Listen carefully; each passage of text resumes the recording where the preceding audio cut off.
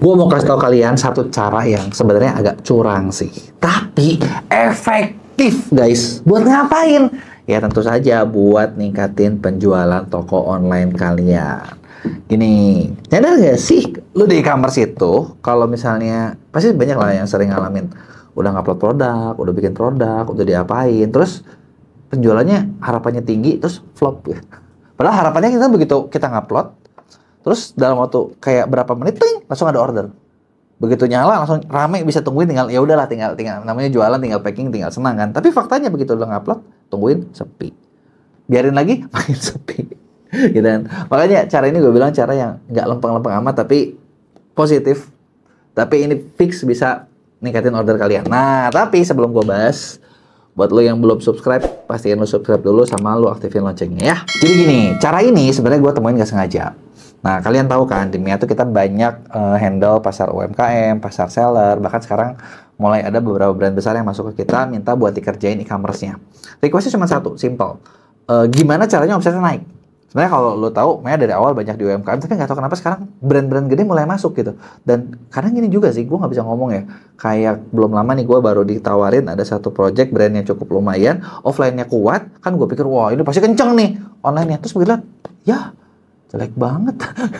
Wah, sepi banget. Wah, ini bahkan lebih jelek daripada toko UMKM yang baru mulai gitu. Tapi udah umurnya udah shopping mall gitu kan, udah gede gitu kan, udah tahunan gitu kan. Tapi ordernya miris banget gitu. Nah, ketika gue lagi ngutak-ngutik kita nemuin satu pola. Sebenarnya biasa pola ini kita praktekin buat di internal. Tapi kali ini gue mau spill sedikit ke kalian gimana caranya buat kalian lakuin hal yang sama. Nah, kuncinya adalah satu, yang banyak orang nggak sadar, kalau lu mau jualan lu rame, kalian harus sadar pasar kita itu gimana ya, maksudnya yang orang beli tuh yang kayak gimana. Nah, lu jangan jauh-jauh amat, karena di Indonesia tuh unik. Kalau contoh gini, katakanlah kita lagi jual apa ya, nih lagi jual pouch, gue lagi jual pouch ini misalnya nih ya, pouch ini ternyata permintaannya udah tinggi. Kalau udah tinggi, lu jual gampang. Tapi lu jual pouch ini pas lagi awal, kan kadang ada yang awal, ada yang akhir nih. Kalau awal, orang belum tahu kalau pouch itu bagus. Itu nggak laku. Sesimpel kayak kalian tahu boneka Labubu kan? Nah, begitu viral, rame. Nah, lu cari dah Labubu tahun lalu. Banyak banget bejibun. Gak ada yang mau beli. Gitu kan. Ya kurang lebih kayak gitu. Makanya harus tahu pasar momennya seperti apa. Jadi kunci pertama di sini adalah kalau kalian mau rame, lu harus bisa riset pasar. Nah, gimana cara riset pasar? Nah, biasanya yang kita lakuin ketika riset pasar adalah satu, lu kategoriin dulu kayak produk kalian itu lagi laku buat siapa sih?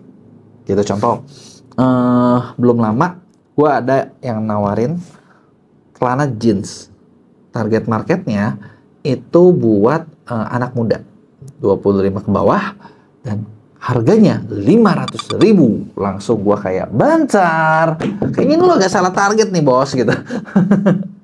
Tapi operasional udah kuat gitu, udah banyak. Operasional rame nggak? Ya gua nggak tahu juga sih. Tapi pas lagi dilihat sih kayaknya nggak rame-rame amat. Nah, ini kan challenge kan, bener nggak? Kenapa? Karena kalau yang dilihat adalah ini nggak fit. Kenapa gue bilang nggak fit gini? Lu riset market tuh sesimpel, sebenarnya ada beberapa cara. Cara pertama lu bisa pakai cara pertama tuh cara agak nerawang gitu. Lu kira-kira deh, anak muda 25, berarti kira-kira udah kerjanya apa ya? Gajinya berapa ya? Gaji mungkin masih 5-6 juta. Terus mungkin nggak beli barang yang 10% gajinya buat celana? Kayaknya agak susah gitu, bener nggak? Nah, itu salah satu cara nerawang, kita kira-kira aja. Nah, atau cara kedua, gue pakai cara yang lebih valid nih, terbukti gitu ya. Caranya gimana? Kalian buka Shopee. Cara kedua adalah kalian buka Shopee kayak gini. Misalnya kita lagi mau cari apa nih? Kita lagi mau cari celana jeans ya. Celana jeans. Nah, berapa sih rata-rata? Jadi kalau cara ini kita ngelihat berapa harga rata-rata orang-orang yang muncul di halaman pertama. Ini bukan ngomong terlaris, tapi yang halaman pertama. Nah, kenapa gue bilang ini penting? Karena gini, orang itu ketika nyari, misalnya kayak gue nyari celana jeans, kan pertama harus lihat nih, yang muncul di halaman lu, saingan direct lu siapa aja. Benar nggak? Nah, ini caranya kayak gini. Jadi lu buka. Nah, cara manualnya adalah lu catat semua yang muncul. Sampaikan. Ini catat apa aja? Nah, judulnya, terus udah gitu penjualannya dari kota mana, ratingnya berapa. Agak-agak pegal sih, gue tahu. Ada nggak cara otomatis? Ada, tenang. Gue nggak akan bahas kalau nggak ada cara otomatisnya ya. Lu pakai tools namanya Shopee Tools. Kayak gini, kalau lo yang nggak punya, ada linknya nanti di ini, linknya di videonya. Terus lo klik fitur research price. Nah, Lu klik aja mau berapa. Misalnya gue mau bikin 50 deh. Oke, kita reset price.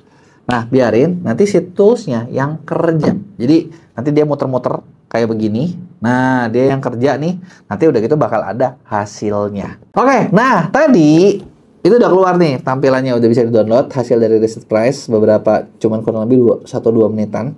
Ya, tampilannya kayak gini. Ini adalah ininya ya guys ya. Jadi ini adalah si produknya. Jadi ada nama toko kayak gini, nama tokonya siapa, produknya apa. Sebenarnya dengan ada nama toko gini ya, lu tuh bisa tahu, bisa di-filter nih. Maksud gue siapa? Ada nggak orang-orang yang kuat, yang nongol lebih dari 1 kali? Nah, contoh nih, Alvendra dia punya 2 yang muncul. Bespoke 1, Eastwood muncul 2, terus K-Boy muncul 2, Busana Official Store 2, Megan Store 2, tuh, terus Trondheim ini muncul 1, 2, 3, gitu kan, dan lain sebagainya. Nah, kenapa gue bilang ya sebenarnya ini buat tahu, jadi lo tahu saingan lo yang jago siapa. Kalau muncul satu-satu ya mungkin kebetulan, kalau muncul berkali-kali, wah jago nih orang nih kan. Judulnya seperti apa, kalian bisa lihat. Asal kota. Nah, asal kota tuh nentuin dari mana. Dengan asal kotanya lo tahu, bentar, kalau orang beli ke gua apa ke dia ya? Gitu. Itu juga nentuin. Terus udah gitu produk terjual. Nah, apakah 10.000 plus, 6.800. Nah, ketahuan nih yang kuatnya berapa, yang munculnya berapa, yang baru ada apa enggak. Gitu kan. Ratingnya berapa, harga minimal berapa, harga maksimumnya berapa. Total produk yang favoritin produk dia juga berapa. Dari sini kita bisa lihat siapa yang kuat. Jadi kalau misalnya lu muncul di kata kunci apa, bentar, gue mau target di sini, kuat nggak gue nih? Karena kalau gue nggak kuat ya jangan masuk di situ, gitu ya. Ini yang pertama, cara riset dengan cara lu lihat ketika kalian di pencarian, ributnya sama siapa sih, saingannya sama siapa sih. Nah, setelah tadi kita main research price buat melihat persaingan kalian di keyword tersebut, ada nggak cara kedua? Ada. Cara kedua adalah kalian buat dari sales center. Buat apa? Buat ngelihat sebenarnya orang yang laku tuh kayak gimana sih. Nah, kalau gini gue pakai menu penjualan, panduan penjualan kayak gini. Ini ada di data performa toko. Nah, lu lihat, contoh, gue mau lihat apa nih? Oh, gue mau lihat tadi apa ya, tadi kita bahas lagi celana jeans ya. Gue misalnya fashion wanita, udah gitu celana jeans. Nah, bakal muncul. Nah, ini adalah produk-produk terlaris di Shopee dalam bulan ini. Contoh nih, high waist jeans terjual sebulan 13.900. Mantap. Harga 60 sampai 94.000. Yang kedua, 67 sampai 82, 12.700. Yang ketiga, 10.600. Nah, lu bisa lihat ini penjualannya gede-gede. Nah, di sini pasti bakal banyak yang ngalaman. Wah, tapi kalau gitu harganya murah-murah banget. Range harga gua nggak kejual. Kayak gimana? Sabar. Kita rubah sedikit filternya. Harga lu jual berapa?